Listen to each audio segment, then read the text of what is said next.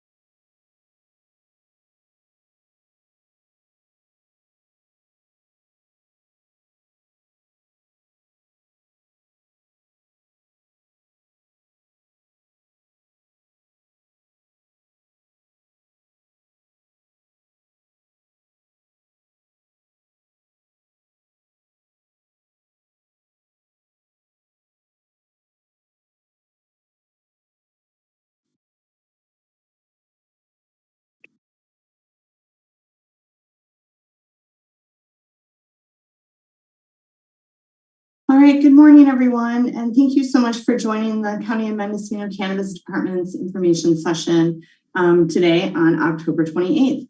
My name is Kristen Nevedal, and I'm the director for the Cannabis Department. And with us today, we have Dana Holloway, who is graciously always supportive in these sessions, helping us make the YouTube stream happen and getting the website updated. You will be able to find slides from today's presentation on the website on the cannabis program page. If you go to the 2022 events page and scroll down to today's date. So that will be there. And then as soon as the YouTube video has been posted, we'll also link that back to the cannabis program events page. So without further ado, let's go ahead and get started. Agenda for today, we're going to talk about, we're going to spend a little time talking about the data around active AG numbers. We'll share some deprioritization information. We'll do a little update on the IGS portal, meaning in good standing portal, and then we'll discuss the priority review plan. Today's presentation is not going to be terribly long, so we will have ample time for discussion, Q&A, etc.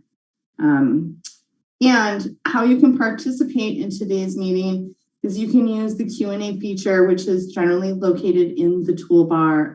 Often it shows up at the bottom of your screen or the top of your screen. So if you click the Q&A box, it has a little chat box or chat icon and says Q&A, it will open up a separate panel for you if you're using the Zoom app, which will allow you to type in a question or comment. Those questions and comments only come to Nina and I. We are the only panelists today. We'll either work to answer those questions as we go, typing comments back into that chat box. When we type a question or a response into the chat box, everyone will see it upon us posting that question. If we opt to answer the question, if we have time to get to all of the questions, we may also answer the question orally at the end of the presentation. The raise hand feature is another feature that folks should be aware of. We will make time for oral comments. Again, this will occur at the end of today's presentation. If you would like to get into the queue to make an oral comment, you can use the raise hand feature, which is in the toolbar if you're on the Zoom app, or you can use *9 if you're calling into today's meeting. If you are making an oral comment, when it is your turn, we will ask you to unmute your device so that we can hear your question or your comment. And you can do so if you are in the Zoom app by either clicking the microphone icon in the left of your toolbar, or if you have multiple windows open or the Zoom app is showing you multiple identity windows, you can go to your identity window, hover your cursor over it, and you will see the blue mute unmute button often located in the upper right hand side of the identity window screen. If you're calling in, you can use *6 to mute or unmute when it is your turn to make oral comments. Some upcoming notable dates we would like to make everyone aware of. On November 1st, we'll have the second reading of the appeals process at the Board of Supervisors. On November 1st and 2nd, the MCD counter will be closed due to staff training. November 14th through the 25th, again, November 14th through the 25th, the MCD counter will be closed due to our move to the Willits Justice Center and the holiday. So we'll be moving the weekend of the 13th, 12-13. And so when we do reopen the counter after Thanksgiving break, we will be in the Willits Justice Center and no longer in Ukiah. So we'll be sending out some Canon Note reminders for folks. So if you have not signed up for Canon Notes and you're listening today, please go to mendocinocounty.org. You can search e-notifications. Go over to the e-notification page, select Canon Note. Make sure you do put your email address in there correctly. Otherwise, you won't receive any messages from us. On November 16th, from 3:30 to 5, we'll be having our LEAP monthly meeting. On November 18th, from 8:30 to 10 a.m., we'll be hosting an MCD update meeting. On December 2nd, from 8:30 to 10 a.m., we will be having another MCD update meeting. On December 12th, starting at 1:30 p.m., will be a general government committee meeting in the Board of Supervisors chambers. On December 21st, from 3:30 to 5, we will have another LEAP monthly meeting. And then from December, I think I put the wrong date on this, my apologies.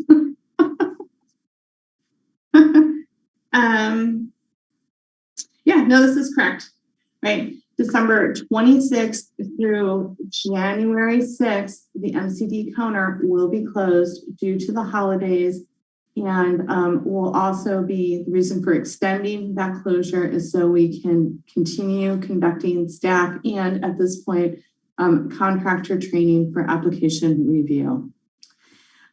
January 16th through February 10th, 2023, we will be opening the application. That will be the application submission timeline for the Local Jurisdiction Assistance Grant Program. The direct grant application timeline will open. Okay, moving forward.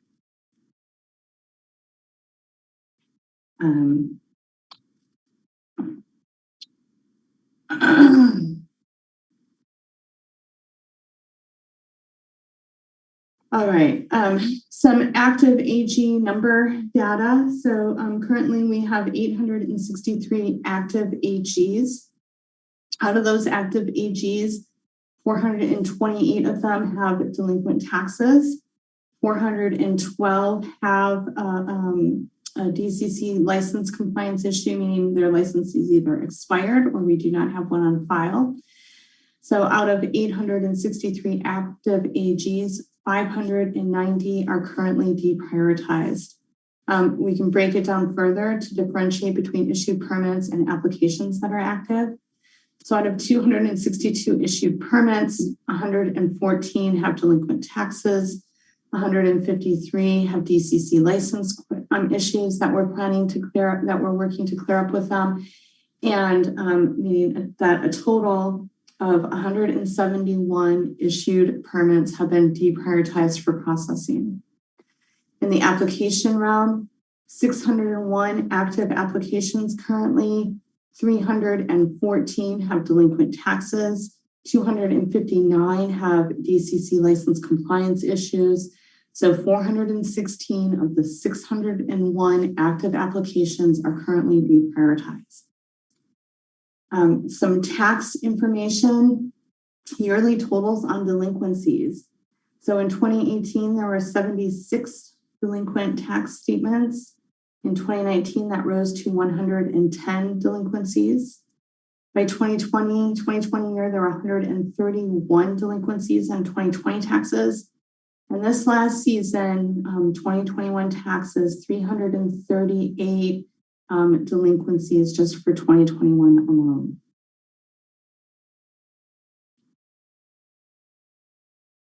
Deprioritization information.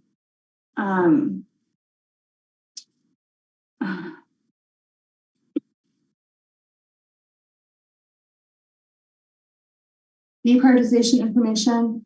On May 17th of 2022, the County of Mendocino Board of Supervisors directed staff to prioritize the processing of applications that have active Department of Cannabis Control licenses and have paid any associated local cannabis business tax.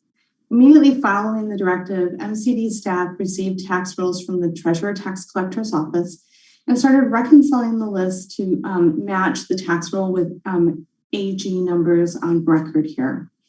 In June of 2022, deprioritization letters were sent to those with delinquent taxes and or DCC compliance deficiencies who had submitted to the 2022 corrections portal.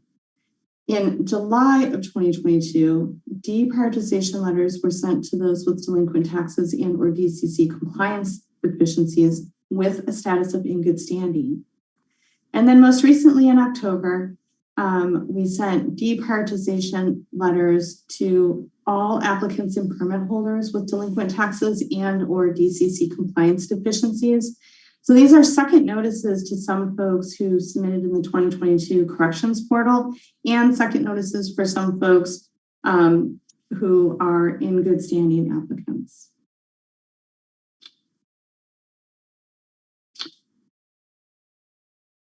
So in good standing, we want to talk about the in good standing portal. It is coming up. It does open at 9 o'clock a.m. on November 1st, 2022. It will run through 11:59 p.m. on January 31st of 2023. You can find access to the portal so you can sign up or make your user account by going to the links on the page here. And so there is a cannabis application portal system page, which is linked in today's presentation. And on that page, you will find videos that will help you navigate the inside of the portal. So you can have a sneak peek at what it looks like inside of the portal before you get in there and kind of orientate yourself with what to expect. You will also find an application checklist, which will help you prepare the materials you need to submit to that portal. There is a list of AG numbers that identify everyone who's expected to come through the portal. And there's also an FAQ or frequently asked question document on that page with some additional information. We did send out individual notifications to everyone on that in good standing portal list. Those went out on Monday of this past week. You can log in again to the Mendocino, California portal registration or portal page and register. You do have to create an account if you haven't already created one. If you're an agent who created an account in the past, you can use that same account to add additional clients into the portal system. And if you have any questions or need any assistance with the portal, please do email either mcdpod@mendocinocounty.org or cannabisprogram@mendocinocounty.org. So who should use the in good standing? All applicants with an in good standing status should submit complete application materials through the portal. You can see the cannabis application portal system page, as I mentioned, for an updated list of in good standing applicants that should come through the portal. And this includes applicants, in good standing applicants who have received a deprioritization notice due to delinquent taxes and or DCC licensing compliance issues or deficiencies. You are eligible, even though you're deprioritized, to use the portal, and we highly recommend that you do so, especially if you plan to reprioritize your application. However, deprioritized submissions to the IGS portal will not be reviewed until the applicant has resolved all reasons associated with the deprioritization. Who is not eligible for the in good standing applicant or the in good standing portal? New applications may not be submitted through the portal. So no phase 3 applications, no nursery add-on applications, right? You cannot renew through the portal. So you will not be able to submit a renewal through the portal or a transfer through the portal. Applicants who already completed and used the portal in 2021 and 2022, unless they've been otherwise notified, are not eligible for the in good standing portal. Only applicants that have been notified and identified for the in good standing portal may use the in good standing portal. There is a interesting and somewhat new application review process for this next portal, the in good standing portal.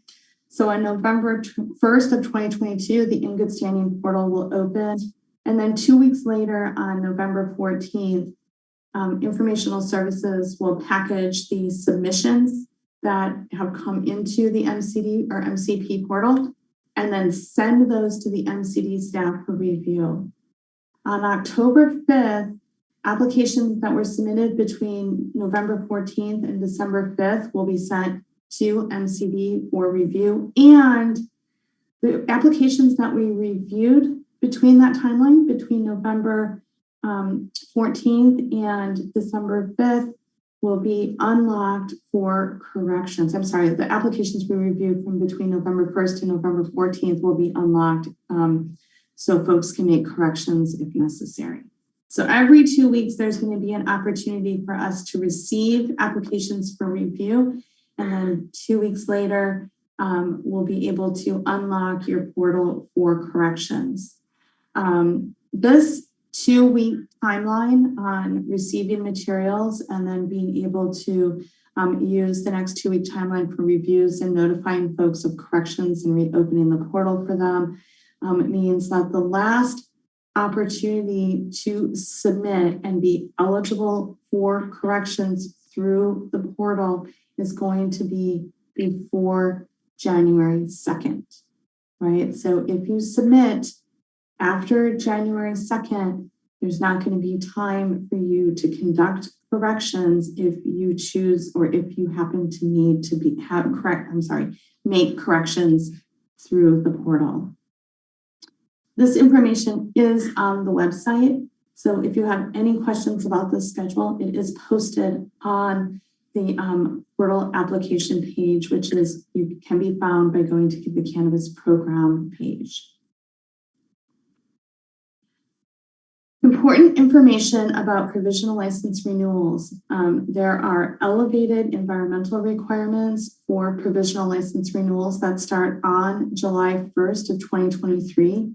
So on or after July 1st of 2023, provisional license holders subject for renewal will need to show or need to have the lead agency show, right, that if their CEQA has not been completed, that the county has conducted a reasonably comprehensive site-specific review and has reviewed, prepared, and deemed complete a checklist. This is the Appendix G checklist, which serves to demonstrate consistency with the mitigated negative declaration passed in conjunction with 10A17. Additionally, California Department of Fish and Wildlife requirements are elevated. So in order to qualify for a provisional license renewal on or after July 1st of 2023, cultivation applications will need to show that they have a final lake or streambed alteration agreement, or they will need to show that they have a draft lake or streambed alteration agreement that has been signed and returned to the Department of Fish and Wildlife, or at minimum, they will need to show written verification provided by the Department of Fish and Wildlife that a lake or streambed alteration agreement is not needed. Additionally, a provisional license will not be renewed by the DCC if the DCC is notified of one or both of the following. Okay, so one, that the provisional licensee is not in compliance with A or B of section 2660.1 or the principles, guidelines, and requirements established pursuant to 13149 of the State Water Resource Control Board's Water Code. And or, right, is what we should say, a provisional license will not be renewed if the DCC is notified that the provisional license is not in compliance with any DFW final streambed alteration agreement, any conditions that have been set forth in a signed or executed signed draft streambed alteration agreement, or a condition established pursuant to section or subdivision A, or paragraphs 1 and 2 of subdivision B as in boy of Business and Professions Code section 26060.1. So the information about the timelines for renewal are really important because this is what is determining the department's strategy and plan for reviewing applications that have maintained priority for review. So a big part of making sure we have everyone's licenses on file is so that we have the date of which you will be renewing that renewal. So it's really important for us to understand when you're going to come up for renewal so we know how to prioritize your application packet. So we will start by reviewing applications with provisional licenses that will be subject to renewal in July of 2023. As we're wrapping up those reviews, we will be moving on to applications with provisional licenses that will be subject to renewal in August of 2023. And then we'll go to those applications with provisional licenses that will be subject to renewal in September of 2023. From there, we'll go to October and then November, so on and so forth. It's really important that we have paperwork from folks showing their provisional license when it expires. Otherwise, we have no way to understand when we should be processing your application. And again, I want to remind folks that it's board directive to prioritize the review of applications that have valid Department of Cannabis Control licenses and have paid any commercial cannabis business taxes, Mendocino County commercial cannabis business taxes that are required for that AG number. All right. That really is it for our presentation today. We plan on having a robust discussion for the next hour. We are going to start with the questions and the answers, or the questions that are in the Q&A field. We will like to remind folks that you can use the Q&A chat, which is located in the features bar. Generally at the top or the bottom of your screen, it does have a Q&A or like kind of a question or chat box icon and it says Q&A. So if you click on that, it will open up a kind of a chat box where you can type in your question or comment. If you would like to make an oral comment or ask a question today, please do raise your hand. The raise hand feature is located in the same toolbar if you're on the Zoom app. Again, generally either at the top or the bottom of your screen. If you're not using the Zoom app and you're calling in today, you may raise your hand by using the *9 feature. And when it's your turn to make an oral comment, we'll ask you to go ahead and unmute your microphone or your device. You can do so by using the microphone icon in the bottom left of your toolbar, or using *6 if you are calling into the meeting. We're going to start with the questions that are, again, in the Q&A feature, and we'll roll through them, and then we'll put the timer up and go to folks who have raised their hand. The first question today is, are all applications or applicants in VegMod review deprioritized, and when and how will applicants know the outcome of their VegMod review? That's a great question. So the only reason why applications are deprioritized is due to delinquent taxes and or the department not having a valid Department of Cannabis Control license associated with that HE number. Those are the only two reasons we're deprioritizing folks. So VegMods may be deprioritized if that applicant or permit holder has not paid their taxes and or we do not have a valid Department of Cannabis Control license on record for them. We are working through some VegMod questions still with County Council, so we'll be responding and assisting folks with next steps for VegMod if there are some, as we have more of our questions answered from County Council, and it's still a work in progress.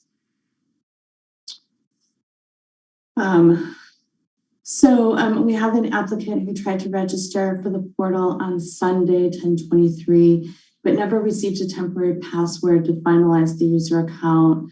As the call stated, I tried the forgot my password link and did not receive a temporary password. Is it possible to check in with tech support? Yeah, what we'll do is I will have staff reach out to you and we'll figure out how to get you set up. So I'm going to make a note, and Nina will be contacting you.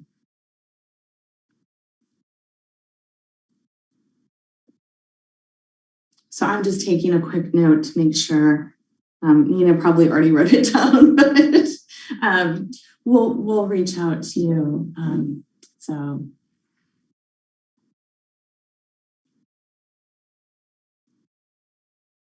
Okay, great. Thank you so much, Nina. Really appreciate that. Okay. Is there an overlap between those applicants with DCC licensing issues and deficient or delinquent taxes? Absolutely. So some folks have just delinquent taxes. Some folks have just DCC licensing issues. A lot of folks have both. So I know when you look at the numbers, you're like, what the heck? Like, it doesn't totally add up if we go from left to right, but there is significant overlap between delinquent taxes and no license on file with the department.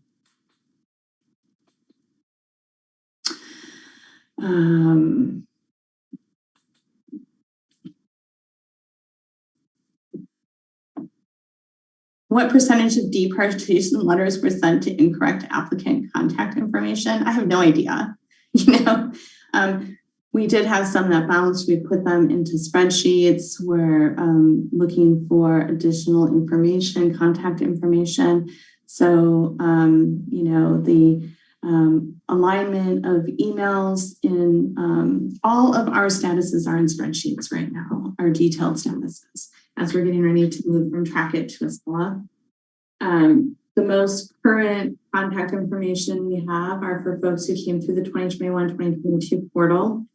We directed staff to start by adding applicant and agent information to the master list, essentially, right? Using the portal information that we received.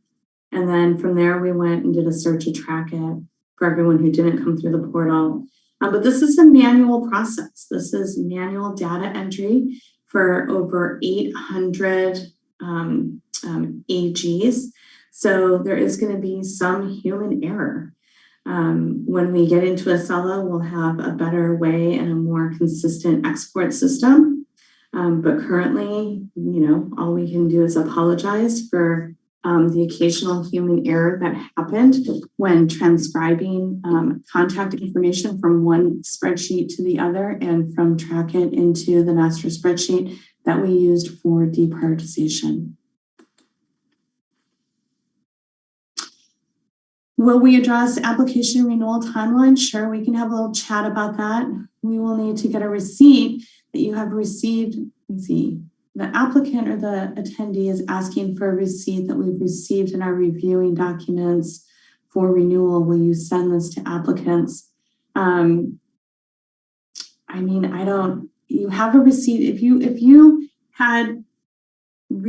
you have been reviewed or have your review started for your renewal, you should have a receipt because it means you paid. And so there should be a receipt showing that you paid for that renewal.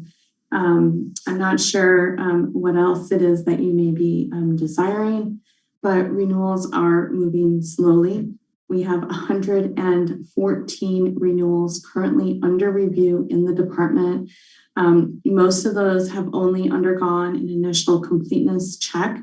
We are again closing on Tuesday and Wednesday of next week, so that we can do staff training, focusing on processing renewals.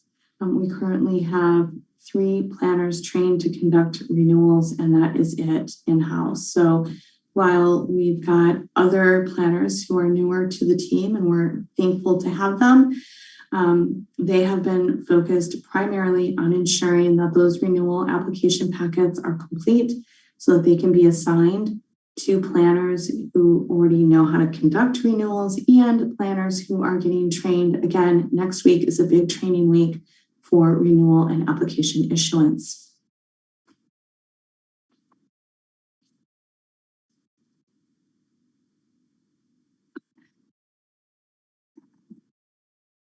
Can I make it clear that the state is no longer sharing with MCD, who has a state license, and MCD is sending deprioritization letters as a form of asking for a state license? And in many cases, maybe the first time the county has asked for a license. Yeah, sure. So I think all of those things are true. Up until February of 2022, we had received a weekly workbook from the state.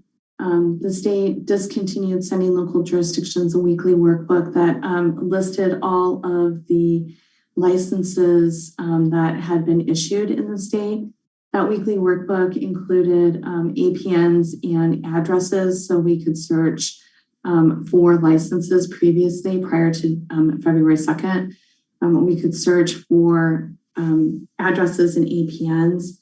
When the state, as they transitioned from the 3 agencies into the Department of Cannabis Control, changed their way of working with local jurisdictions and stopped sending those workbooks, we reached out and requested them a number of times. We were asked to sign up for a listserv, which we did.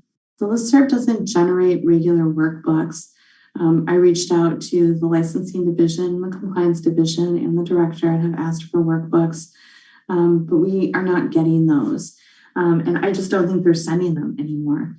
So what we did for the deprioritization is we opened every cannabis permit portal file that had come in and searched for a license, and then searched the license on the Department of Cannabis Control's page in the public license search if it was expired to see if it had been renewed, and then gave folks credit for the renewed date. And when we noted on the master sheet their AG number, the type of license they have at the state, and the expiration date of that license, again, so that we can prioritize based on when folks renew. For folks that were not in the cannabis permit portal system because they didn't submit in 2021 or 2022, we searched for licenses and track it. And if we had an old license and track it or an old license number, even temps, right? We searched those license numbers again on the DCC page to see if they had been renewed. And if they had been renewed, we gave folks credit for those licenses. We noted the license type and the expiration date. That pretty much exhausted our ability to do a search. We have no way, just like the public has no way, to type any address or an APN into the state license search and find a license. Furthermore, I think it's worth mentioning and noting that if I search Nina Holloway for a license and it comes up that Nina has a license, right? We can't see where Nina's license is. We have no idea which parcel it's on, what the address might be. So we did not do name searches. And it's pretty common for our applicants and permit holders to hold that state license in a different name or a business name, perhaps. So we did not do name searches. It would not have yielded us all of the information we need and definitely would not have provided us a way to verify that said license that may have shown up in that search is associated with the AG number that we're actually looking for the license for. So what we did is we sent deprioritization notices as a means of getting the licenses from all of you who have them. So we have them on file and we can get them into our records so we can appropriately prioritize the review of your application.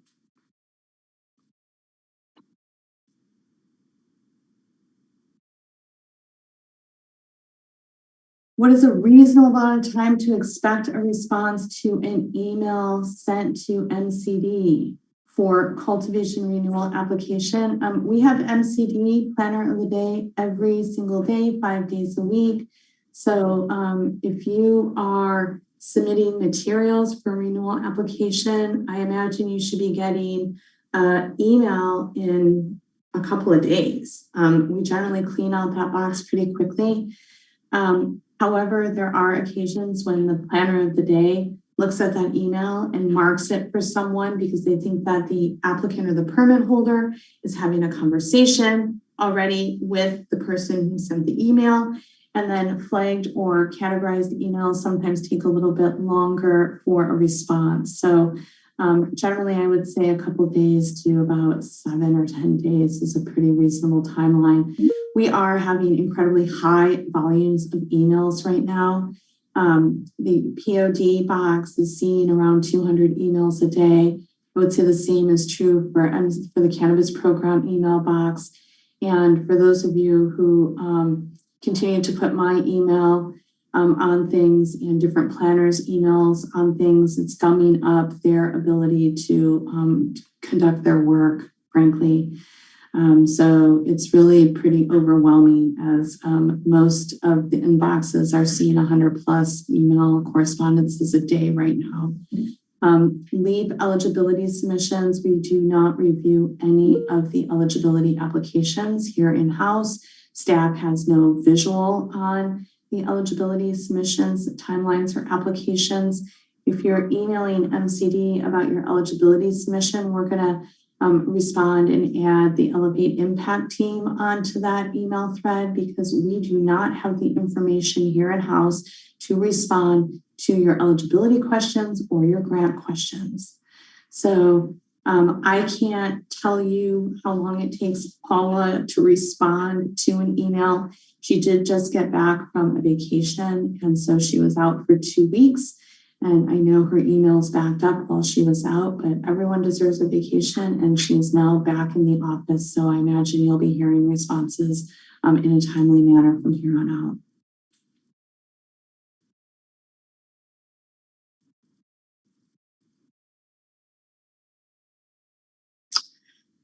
Was an executed and issued LSAA, but the work required no. Mr. Ward, would you retype your question? I don't quite understand it. Or raise your hand and ask it. I think working through what's required for LSAAs is really important, but I'm not really clear on what you asked. So I see your hand raised. I'm gonna wait till I get to you, and then we'll address that question in just a moment.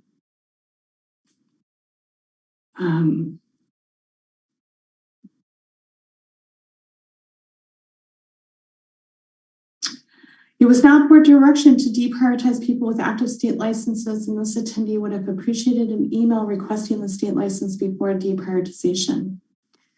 I can appreciate that. However, when you are working through hundreds and hundreds of notifications, and we're trying to track those notifications, when they were sent, who they were sent by, breaking out, right, a request for state license as a starting point, and then deprioritization letters as a next place to go, doubles the workload. We are in a short timeline to try to get these materials so we can manage the reviews of these applications in a timely manner so folks stay in the program and are eligible for their state license review. So while you would have appreciated it, I would also really appreciate an automated system that would do this for us. We put copious amounts of staff hours into notifying people and have done our best to notify folks in a timely fashion. So please do send your materials into mcdpod@mendocinocounty.org so that we can review those materials and get you reprioritized. It's really important to staff. What about provisional licenses that are scheduled to renew in April of 2023? Well, you're lucky because you come in just before those environmental requirements elevate. So you're not going to be a priority for us to review. If you have an issued permit, we won't hold back your renewal application and review by any means. But and you can send in your CEQA document if you have an issued permit, and we can do the initial review, the administrative review, to make sure that it's complete, so to speak, and formatted appropriately, and we can accept that. And then we have those materials on file. So you'll go into the queue based on starting with July renewals of 23, August of 2023 renewals, September of 2023 renewals, so on and so forth.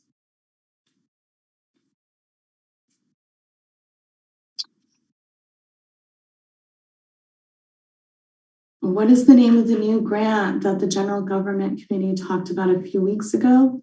The name of that grant is the Local Jurisdiction Assistance Grant Programs Direct Grant and Waiver Program. And the applications will become available for direct grants under the LJAGP program in January, and they will run from January to February. And the dates are in today's slideshow, and you will be able to find today's slideshow by going to the Cannabis Program website and then clicking over to the 2022 events page and scrolling down to today's date and then opening that slideshow. How many active AGs are there at this time? Well, that is on one of the early slides. So here we go, 863 active AG numbers at this time.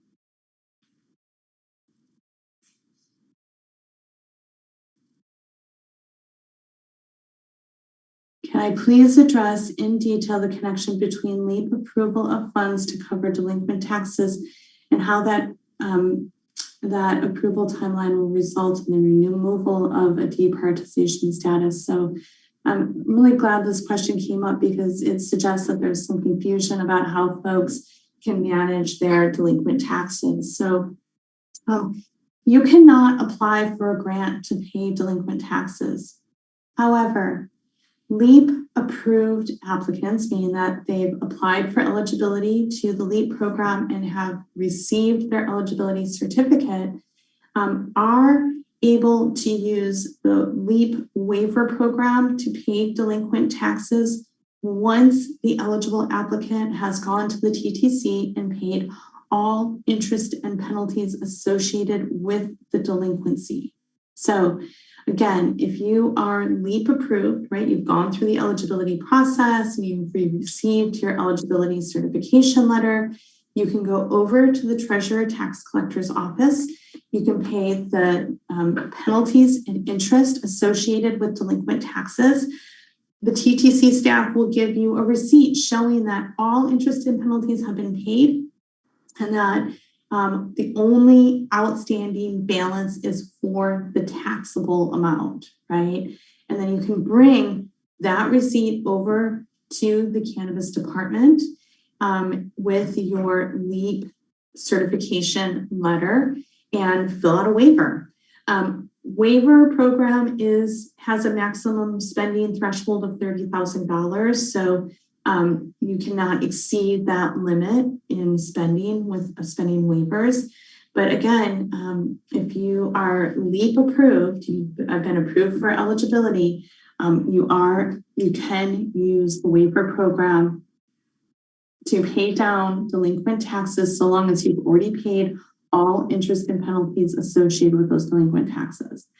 And if you can't get into the cannabis department because it's during one of our closed counter periods because we're moving or we're doing training, you can email that paperwork to cannabisprogram@mendocinocounty.org. So you can email the statement from the Treasurer Tax Collector's office showing that only the tax balance is due, and that you've paid all interest and penalties. So you email the TTC receipt, you email your LEAP certification letter, and you email a completed waiver form, TTC waiver form, which you can find on the Cannabis Program website. You go to the Form and Resources page, and then you want to scroll down to about the middle of the Forms and Resource page, and there's a LEAP waiver section. And in that section, you will find the TTC waiver form. So if you can't get into the department and you've been to the TTC to pay your penalties and interest and you're LEAP certified, you definitely can email your materials to cannabisprogram@mendocinocounty.org and we can help you waive those taxes.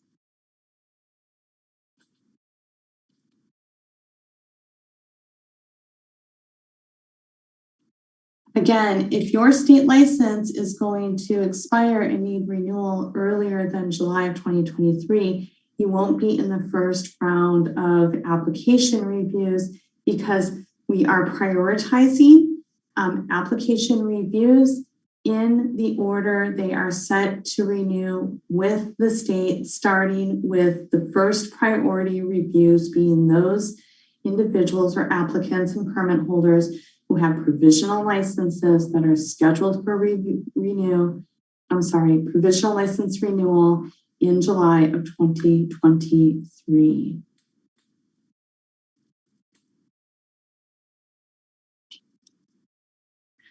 What is the internal process in place within the MCD once the required document related to deprioritization has been submitted to the MCD? So, well, that question is a good question too. So folks should email their documentation showing that they can be reprioritized, so to speak, to mcdpod@mendocinocounty.org. When we receive those materials, they are flagged for planner tech staff, who then reviews the materials and uploads said materials if they're accepted to track it. So they'll upload it to track it, attach it to that AG number. So we have those materials forevermore. And then it moves on to the next reviewer, who then responds to the applicant to say, thank you so much. We received your materials.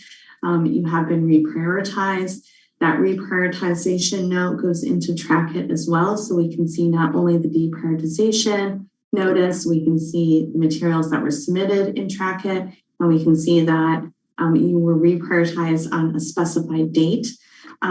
The second reviewer also updates all of the status lists, updates the TTC tax roll if it's applicable, updates our status workbooks so that we can properly prioritize by entering in the type of license you submitted and the date that it's set for renewal, right? So it may take 7 days to get a response about reprioritization. So please, if you send materials in, sending us emails every 30 minutes about whether or not you've been reprioritized is not helpful. And some folks are doing that, and all it does is gum up the inbox and take a lot of staff time to sort through those emails. So we are asking for some patience so that we can move forward with getting folks' materials reviewed and into track it where they will not be lost. And so no, the department doesn't use Google. So the request to use Google Forms to request a state license is not something that we would be doing. We're going to do one more question here, and then we're going to go to raised hands. Rather than doing the deprioritization review process and then send a custom letter, why didn't the MCD request current state licenses directly from licensees? Well, because we have state licenses from a number of licensees. So like 50% of more than 50% of our active AGs have state licenses. And I'm sorry that folks are freaked out and inconvenienced by receiving a deprioritization letter, but we need to streamline our activities here at the department so that we can manage our workload. And the most efficient way of doing this is to couple the license and the tax delinquencies together and send one notification. It not only streamlines how we notify, it streamlines how we receive information. So I apologize that folks don't like the way that we have conducted these notices, but it is the most streamlined way for our staff to move forward with achieving or acquiring the information we need to ensure that if you're planning to move your application forward, we know how to prioritize you to do that. Going back to Mr. Ward's question, we'll take this question. I see that Scott lowered his hand, so I want to hit this question before we go to raised hands. So the question was referring to the statement I made in a slide about the applicant needing a final LSAA for a provisional license renewal. It's really about a renewal, Scott. He was asking if the DCC was going to require that the work authorized, the projects authorized in the executed LSAA need to be completed and final by CDFW. So the question is, how do projects fit into this? So I think that's a great question. And let's just go to that slide for a minute so folks can have a little more context about what we're talking about here. So bear with me a minute. Okay, so for provisional licenses to qualify for renewal on or after July 1st of 2023, the provisional license holder will have to provide to the Department of Cannabis Control a final lake or streambed alteration agreement, a draft lake or streambed alteration agreement that the applicant has signed and returned to the Department of Fish and Wildlife, or written verification by the Department of Fish and Wildlife that an LSAA is not needed. So how do the projects fit into this timeline that are highlighted or required or outlined, right, in your LSAA? So if you have a final LSAA and it is valid past the time that your provisional license is set to renew, I don't think the DCC is going to be inquiring or requiring that those projects be completed because you have the life of that lake or streambed alteration agreement to complete those projects, right? If your LSAA expires and you haven't completed the projects, I don't think you'll be eligible for renewal if you have an expired LSAA with projects identified that have not been completed. That is what I would anticipate. I hope that answers your question. We are going to go to folks who have their hands raised. And yes, Ms. O'Clair, we are going to answer questions for folks who have hands raised. We've been saying we would do that. So we are going to set the timer up. We will hear first from Michael Katz, followed by Corinne Powell, and then a caller who is identified probably by the last four digits, their phone number, I imagine, which are 5225. So again, we'll go to Michael Katz, Corinne Powell, and then caller identified as 5225. So Michael, you should be able to unmute your device and ask your question or your comment. Good morning, Kristen. Thanks a lot for this meeting. So much information that's really just eye-opening. That number of deprioritized applicants compared to the number of AG numbers appears to be nearly 70% of applicants or AG numbers currently in the program were deprioritized. And I completely appreciate your comments about needing to streamline activities at the program and that renewals are moving slowly, and there are all these things that are moving slowly. And I wonder, it sounded like there was a lot of time spent into this process looking for the state license information, and that, despite multiple outreaches, multiple efforts, that there was no way for the department to get this information, which is really curious because I just forwarded to you and the cannabis program email list and an email from the DCC that was received on October 26th, within 3 hours of being asked for, that concluded a list of all licensees in the state by county, APN number, address information. And so if this is a piece of information that can be gathered within 3 hours by anyone emailing the DCC, I'm wondering why the cannabis department isn't able to access that information. And if that, as far as streamlining goes, how come the easiest path has not been identified, and all of this time, effort, and energy went into this very complicated process that really has now, challenged further applicants and the department.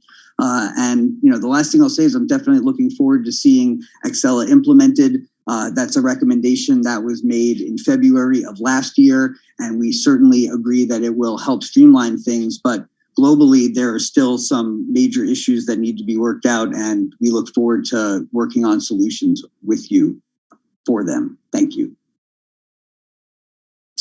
Great. Well, all I can say is congratulations. You got a list from the DCC. We have asked multiple times. We didn't get a list. So this was our next best option. So there you have it.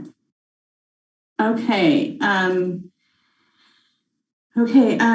Looks like the next caller is going to be, or the next question will come from caller identified as 5225. So caller 5225, you should be able to unmute your phone and ask your question.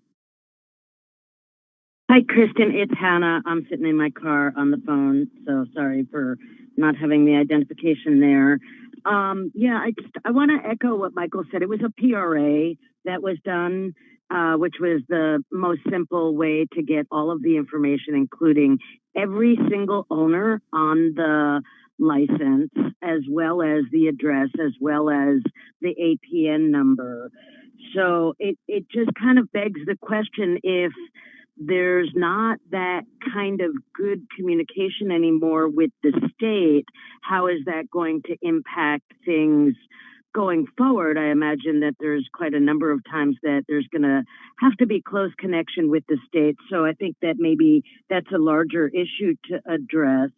It was notable that earlier you said that MCD doesn't have access to the eligibility information from the LEAP program, but this is a Mendocino County program, and while the contractor is contracted to administer it, it seems that at the very least the county, for liability purposes, would need to maintain access to tracking that information. So maybe that's another thing that can be addressed. And you say that you're asking for patience, but we're asking for some respect for the fact that people have been providing information each time they ask, and that when they get a letter saying that they're deprioritized, rather than requesting for the most updated information after the county has waited so long to process their materials, it really is foundationally shocking to them. So hopefully this can be addressed. I think it's an important thing and not something to be dismissed, and certainly the efficiency of how the department operates at this point is important too. On a separate matter, are you refusing to All right, time was met. We have a lot of questions in the queue. So we're going to go ahead and respond to some of those questions. We have really quite excellent communication with the state. The state is available to us. I don't know what the hangup has been about getting lists. And no, we didn't prepare and submit a PRA. So I know you think that that's what we should have done. We have a ton of different projects going on here. And so we sent deprioritization notices. So please do submit your materials. Eligibility information. We do have access into the Elevate impact files, but we do not review any of the applications for eligibility. We do not, and we don't have the staff to. So expecting us, the county, to have a contract administrator and then have additional staff that's constantly responding to eligibility questions and overseeing, when folks are going to be eligible and reporting timelines back. This is why we have a contract administrator. These eligibility applications are not reviewed in-house. So, we do have access to that Dropbox, but we really do not want to spend time or dedicate staff to being the primary to respond and review and provide input into the eligibility applications. Same is true with the grant applications. Grant applications go in, they go to Elevate Impact. Elevate Impact, we pay them, their contract administrators, to conduct the underwriting. We're not going to double down on that. I'm sorry, we don't have dedicated staff to do that. Staff is already has too much on their plate. And once we get to Willits, we're really going to be focused on staffing up to help streamline our programs more. But the reason for having contract administrators is so that the department staff is not bogged down with responding to these questions, with putting additional time and energy into micromanaging applications. And so Elevate does all of the eligibility components, and we manage, and then they also do all of the underwriting for the grant, and then they bring us what they think is going to be an approvable grant application for us to review. And we meet twice a week generally. We talk about everyone who's in process in Cobblestone here.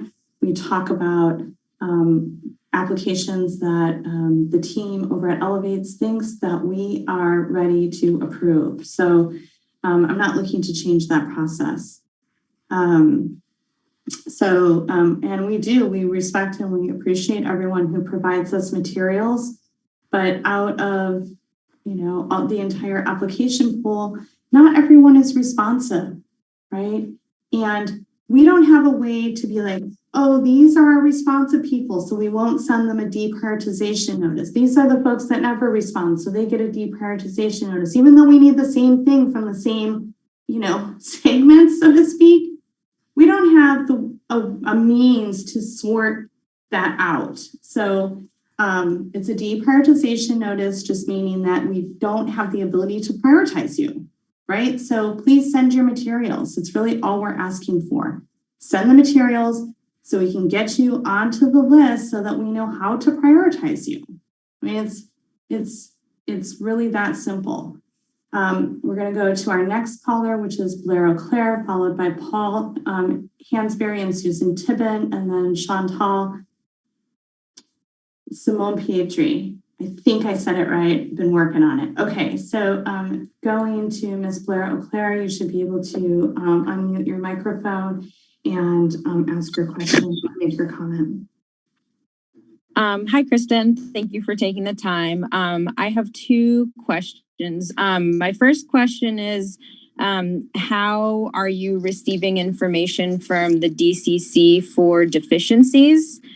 And my other question is, as a farmer, we're always trying to figure out ways to be more efficient because our margins are so tight, and anyways, it seems like that in the future that there's going to be, since the portal it's going to be more than a year for applicants to be reviewed, that there's going to be expired licenses for almost every applicant.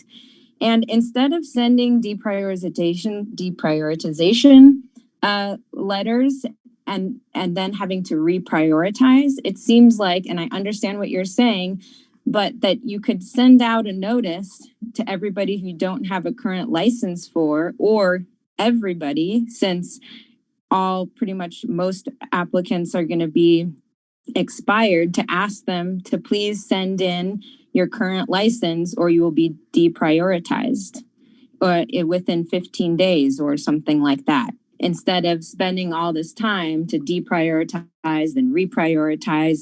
It seems that it could be it is very inefficient. And as far as like the deficiencies you're getting from DCC, it's really hard to understand why they can't also send you, you can't ask them if somebody has a license or not.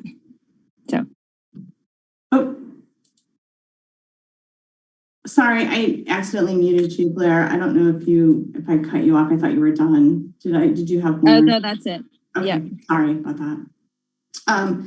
So we don't receive notices. So like when you're going through the application process with the Department of Cannabis Control and you have a deficiency in that application, they don't share that deficiency with us. That's a separate process and it's kind of on a need to know basis. And we don't need to know that you're working through your application deficiencies with the Department of Cannabis Control.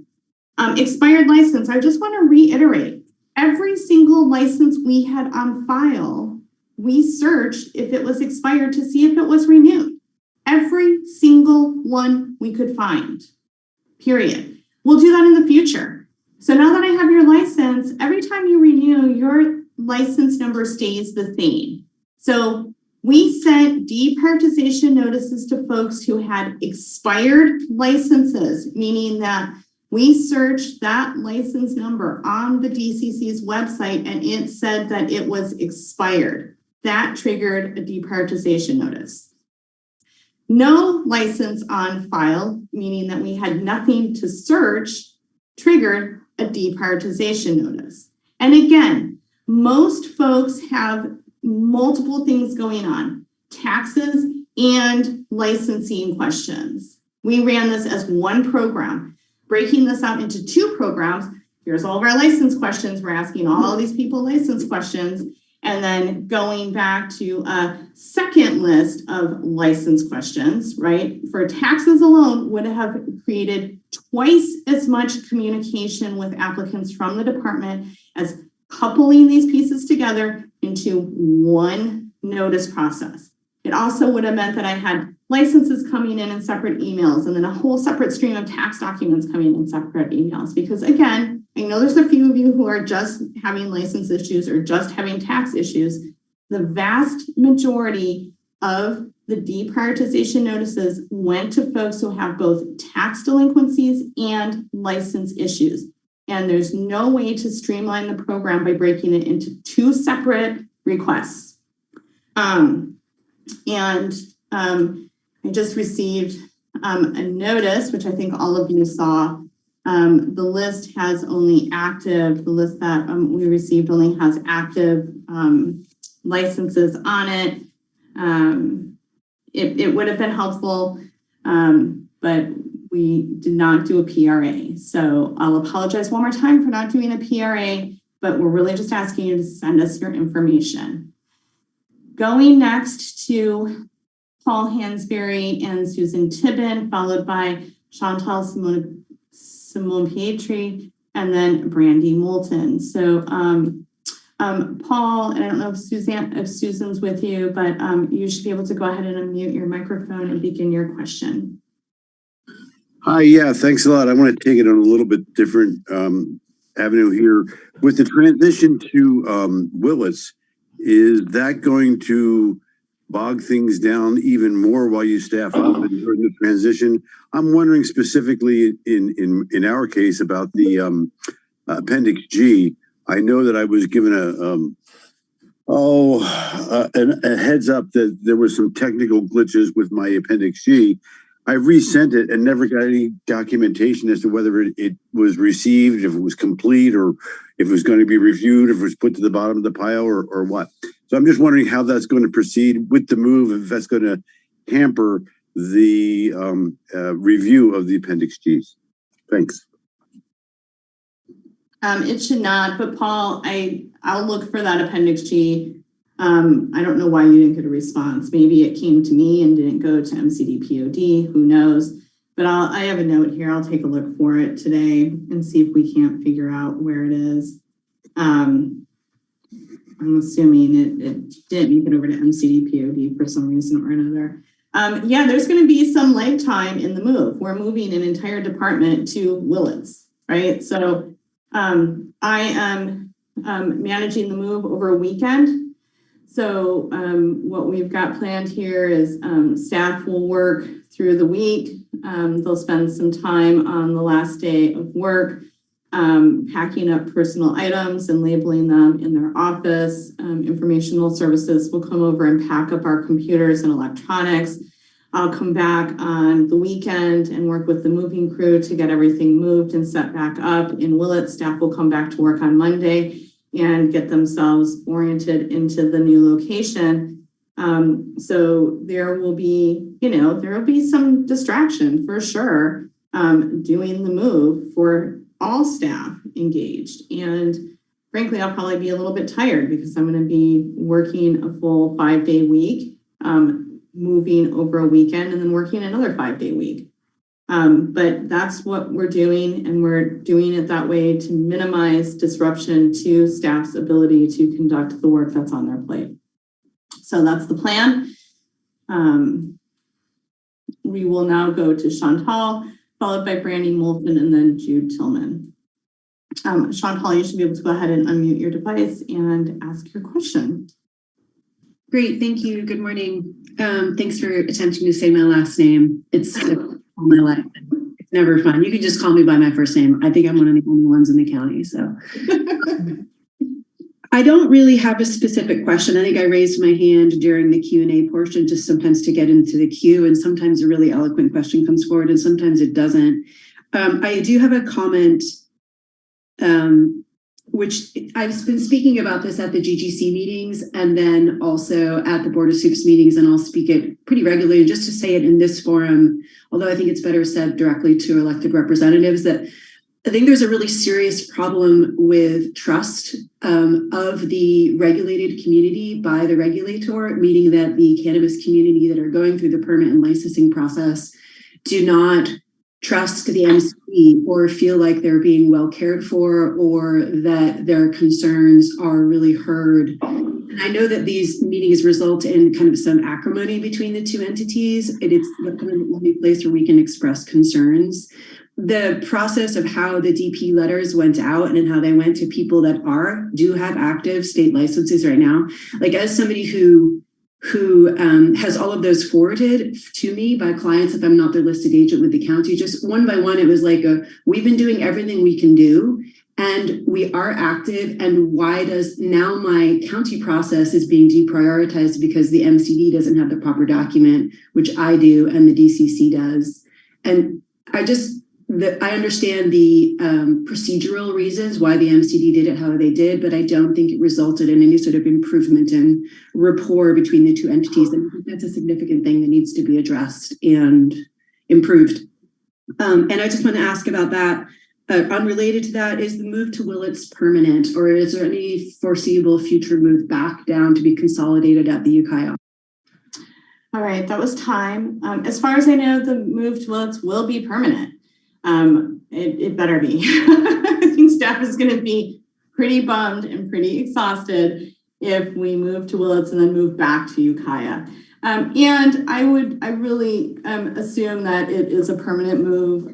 The county is doing work on the building right now, upgrading communications and the facilities, which is, they're putting investment into that being the home of and forever home of the cannabis department, it not only provides the department the space we need to meet the staffing allocations that we currently have, which we don't have the space where we're located. Even if we had this building all to ourselves, getting 22 staff persons in this building would be a huge challenge.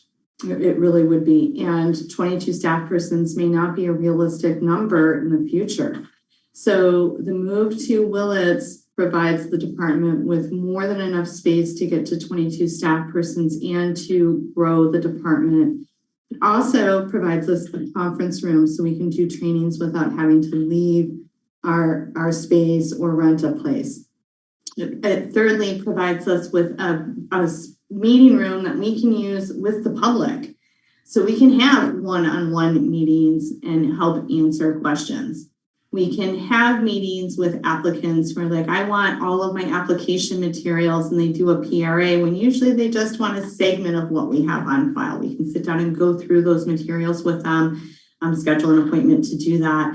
It also provides us an opportunity to have some space to do technical assistance meetings like we did throughout the county. So it is going to create a much friendlier and functional environment for the department, not only for us to staff up, but for us to engage with the applicants and the public.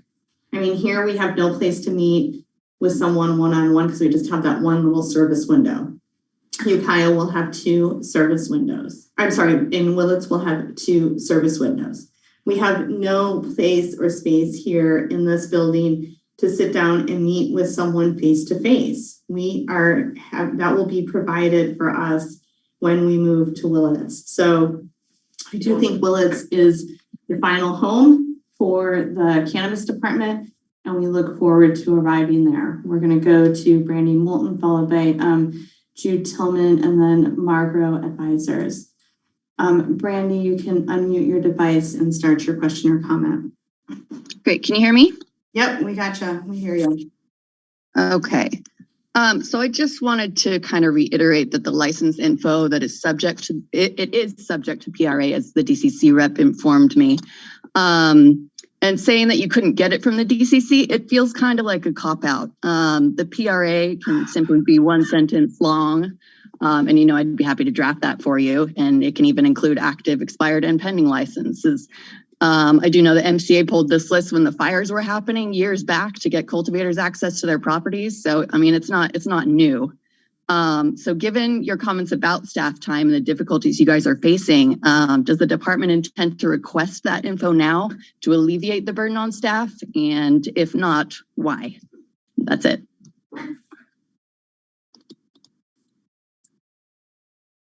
The department currently does not have a plan to PRA the DCC for licensed material because we hadn't considered it until today.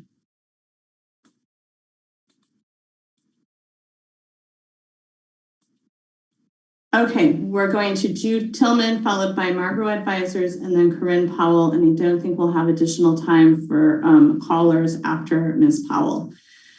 Okay, Jude, you should be able to unmute your device and begin your question or your comment. All right, great. Thank you very much, Kristen. And thank you for taking the time. Short notice is forgiven because everybody's so anxious to get this information. We've been, and I'm speaking today as president of the Mendocino Cannabis Alliance, we've been getting tons of calls and letters, emails, and everything, very, very concerned about this reprioritization process that you've embarked on. And I'm very glad to hear your honest response to Brandy's question that you hadn't considered PRAs before. This is great. So now this is a tool that can really expedite. We're trying to help as best we can in MCA. We got a question here that I'll ask you directly. So if people have been told to not send any updated information until a planner contacts them, how do they make sure that they're allowed to submit updated information, including their current license? So in other words, they didn't know about this. So how are they going to know about it if they have to wait for a planner to call?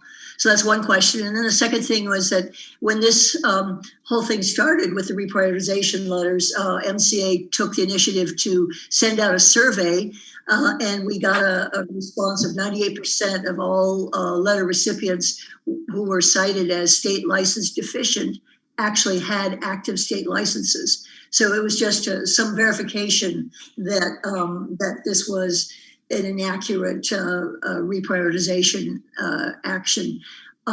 So that's all I got. Thanks. Okay, well, great. Well, that's exciting news that 98% of your members are licensed, and so we look forward to receiving their materials. We will go next to Margot Advisors, followed by Corinne Powell, and then that probably will be all we'll have time for. Margot Advisors, you should be able to unmute your microphone and start your question or your comment. Thanks, Kristen. This is Kelly with Margaret Advisors. Somebody had a question about the Lake and Stream Alteration Agreement, Fish and Wildlife Agreement, and I wanted to just let folks know that if they have not met the deadline of their projects within their agreement, they can file an amendment with Fish and Wildlife. If they are getting close to the expiration, the 5-year expiration date of their agreement, they should file an extension to extend that agreement, basically renew the agreement for another 5 years. Both of those have fees. The amendment is $508 and change, and the extension is $678 and change. That is assuming that the agreement is not expired. If their agreement is expired, they need to immediately start a new agreement, go through that process because it does take at least 3 months. And if you try to do an extension or amendment after it's expired, they won't accept it. You have to renew before the deadline. Now, if you file an extension, let's say, your deadline's in a week and you file your extension before the deadline, they won't give you a renewal notice or information, but the agreement is actually extended automatically for a year while they process that extension. So we've talked to the DCC about this. They're aware of this issue. So you can have what looks like an expired agreement as long as you have an extension filed before that deadline. Then it's not an issue. If you don't have if you have an expired agreement, it could be an issue for trying to get a renewal. So people need to make sure they keep their Fish and Wildlife agreements current. So thank you. Thanks so much for that information, Kelly. I really appreciate it.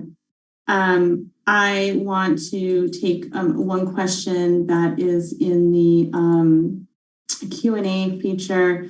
I was going to type the response and I clicked the wrong button. So I think it's a question that is relevant to everyone on the call today. So the deprioritization paperwork lists cannabis program at mendocinocounty.org as the email, probably in the header, right? And then in the body of the letter, there's the MCD POD email at mendocinocounty.org. So MCD POD at mendocinocounty.org.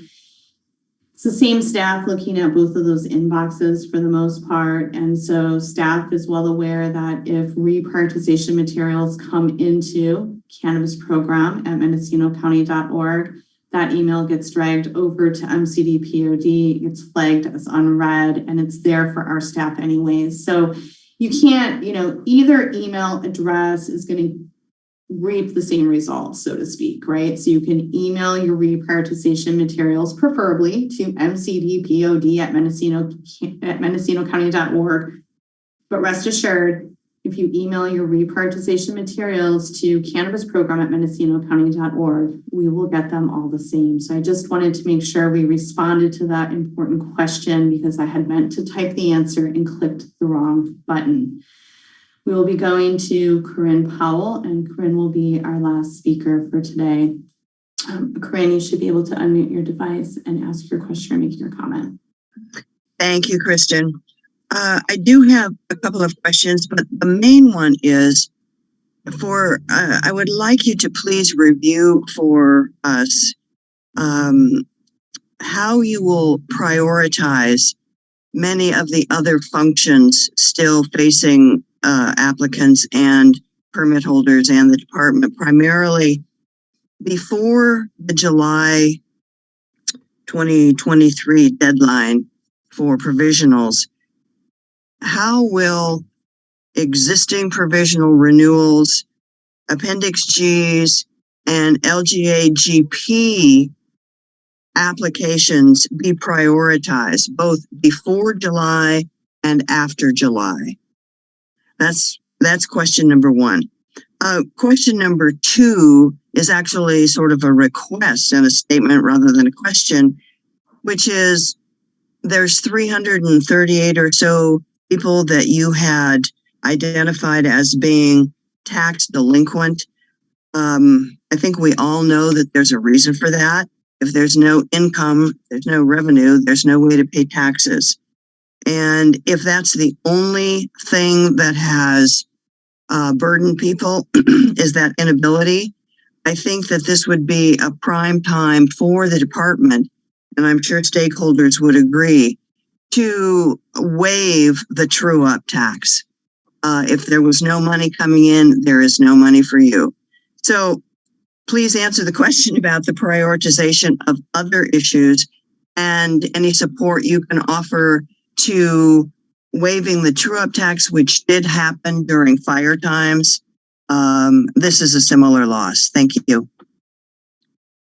All right, thank you so much. So again, we will be prioritizing the review of applications and Appendix Gs based on when your provisional license renews. So if your provisional license renews in July of 2023, you're at the top of the prioritization list. If it renews in August of 2023, you're next. If it renews in September of 2023, you're third. If it renews in October of 2023, you're fourth, so on and so forth. We do not have to have completed the reviews of Appendix Gs in order for you to be eligible for renewal on or after July 1st of 2023. We have to have the complete document here in-house. So that's something important to note. We are working through a couple Appendix Gs right now and doing training on those Appendix Gs. We are in contract negotiations with planning consultant firms. And so we anticipate the closure that first week of January after the new year being the time that we will be utilizing for training, not just our staff, providing more training for our staff, but working with contractors to getting them prepped. We're bringing on 20, like a minimum of 20 contract planners to assist us with moving these materials forward. LJAGP applications are going to be in format. We will be putting some kind of scoring criteria, I guess is what we can say, into that application. And we will be prioritizing those reviews and awarding based on completeness and scoring criteria.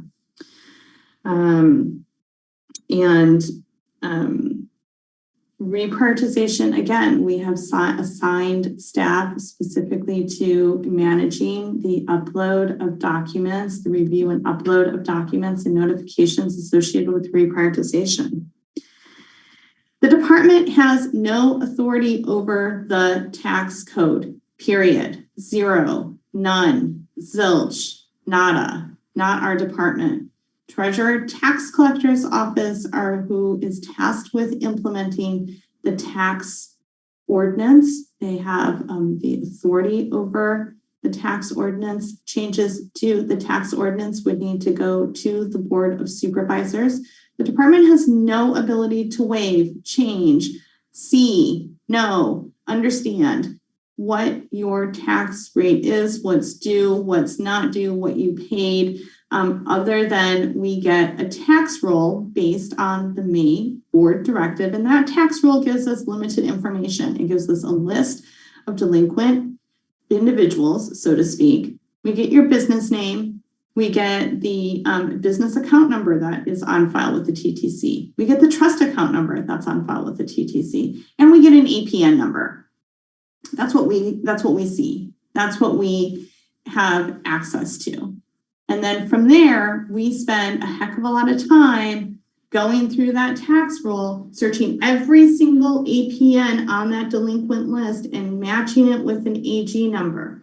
And then we have staff, a designated staff person who serves as point between the department and the TTC to ask questions, right? And understand what it is that we're seeing, because until recently, if you are a cultivator who has a cultivation site and a nursery on your parcel, it has been under one business account and one trust account. So trying to sort through, right, whether it's a cultivation tax that's delinquent or a nursery tax that's been delinquent, has made for a series of meetings and questions and you know, a lot of great work between the department and the TTC, and thank goodness they are so great to work with. So this isn't something that we have the authority or the ability to change for all of you, and we are terribly sorry, but it's not in our wheelhouse. So if there's a desire to try to move forward with some reduced taxes or tax waivers because of market conditions, that really needs to be brought forward to the board or to GGC, and it would need to be brought forward with the TTC on lead. That really is like, so let me make a little analogy here. So if the department were to go to the board to change the tax ordinance, it would be similar to, say, probation going to the board with amendments to 10A17, right? Or egg going to the board with amendments to 10A17 without cannabis being involved. We're not going to do that to TTC. We do have robust open communications. I know that there's been some discussion about different programs that might come forward, and they'll come forward. You know, I think that the advocacy is not necessarily with the department, right? We have a very open line of communication with the Treasurer Tax Collector's Office, but again, it's not our place to bring changes to the ordinance that they administer to the board.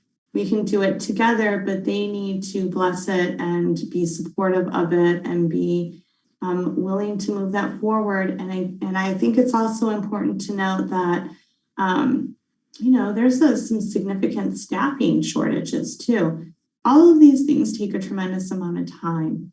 So I think if you are interested in tax reform, you should probably let your supervisor know that that's something that you need. And I think it's something that could also be brought up and discussed at General Government Committee. So with that said, it is 10:03 and we do need to adjourn this morning's meeting. So thank you all for attending. We do appreciate your attendance, and we will be back in 2 weeks for another Friday meeting. So take care all.